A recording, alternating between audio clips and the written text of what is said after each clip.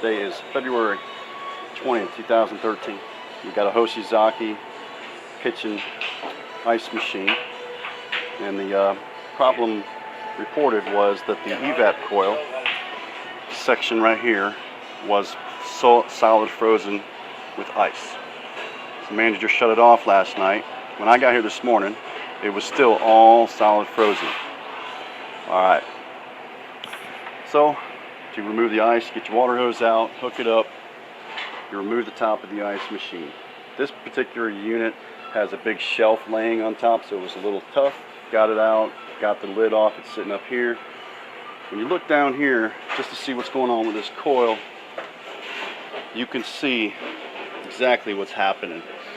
Here's your left evap, here's your right evap. I've pulled this water trough out so we can get a better view. What's happening is this plate right here, and on this side, are all separating from the coil that goes in the middle. An easy way to tell is you shine your light down here, you grab this plate and you start wiggling it. If you can see that thing separating, then that's your problem. Your plate is separating. Just to confirm it, you can take a mirror and go to the bottom. Both sides of this coil are doing this. I don't know if you can tell, but all I'm doing is rocking it. And when I take my mirror and I shine it down there, underneath, I can literally see the plate coming off of the coil. Because here's our coil, right in the middle. And on this side is a plate, and on this side is a plate. The plates go on both sides. When you shine your mirror right here and look up, while I'm wiggling, I can literally see the plates separate from your coil. So this unit needs a new evap coil. Talk to y'all later.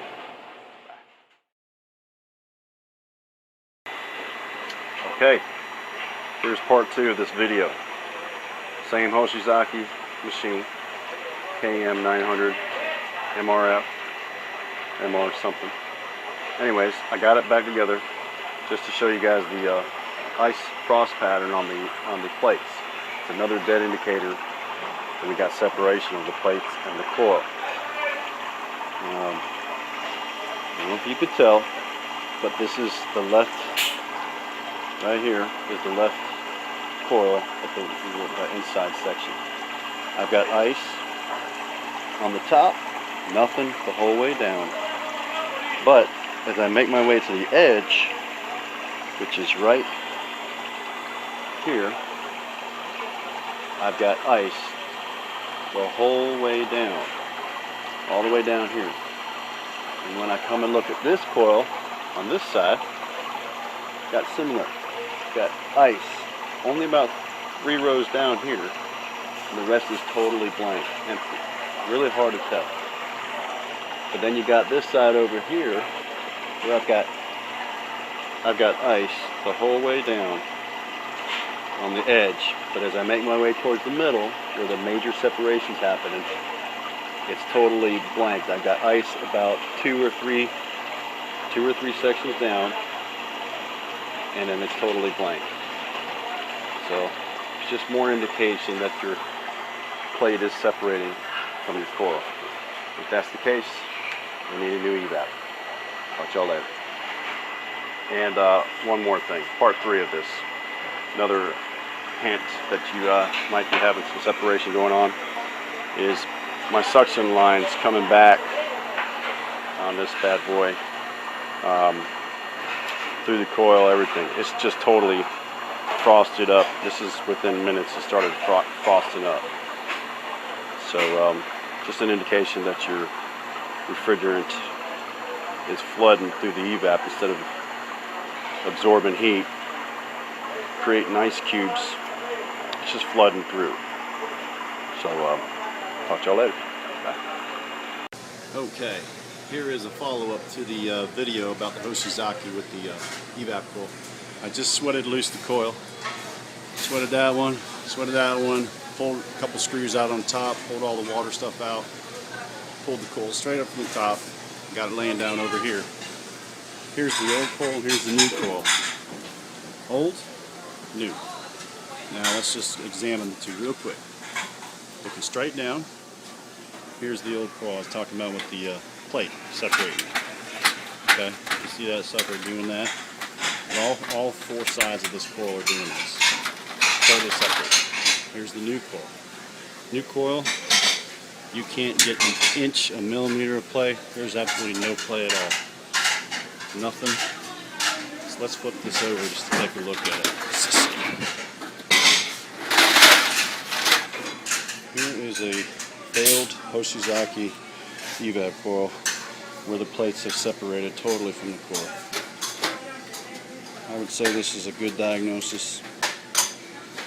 Fixing to put this one in. Talk to y'all later. Alright, here is the new coil. All the necessary parts taken off the old coil, like this plastic front piece here, which helps to mount it on top. This one had to come off the old coil. The thing is, you got to have a rivet gun if you want to do it right. You got to drill out the rivets in the old coil. There's 4 of them here. And there's 4 of them on the back side. And the new coil usually comes with rivets, so it helps to have a rivet gun to put it back together. Then you got this little mount here in the middle section. It's got 2 rivets holding it in. One there, one there. And you've got to drill them out, put the rivets in on the new coil, put it on. And the new coil comes with a copper fitting. You weld it on here, it goes up to here and you weld it. I just got done welding this. I'm going to put it in the unit and then burn the copper here, burn it here, change out my dryer, throw this thing on a vacuum, weigh in the charge, and get out of here. Catch y'all later. Okay, here we go again. Last video probably, same unit, coil's installed. I'm looking down on it right now, and it's been running probably about 5-6 minutes in freeze mode, and you can't really see it, but every one of these columns is ice is building up just beautiful. Every single one of these bad boys. So waiting the charge. We got ice going on every single row the whole way. Let's see about this side. I can show y'all. Yep, you can see some ice going the whole way down. I mean, it's just a little dirty, but that's another deal there. But anyways, we got good ice formation on this brand new coil. It's really hard to do this with the light, trying to get some light down there so to see. But anyways, just want to let y'all know, all done. Catch y'all later.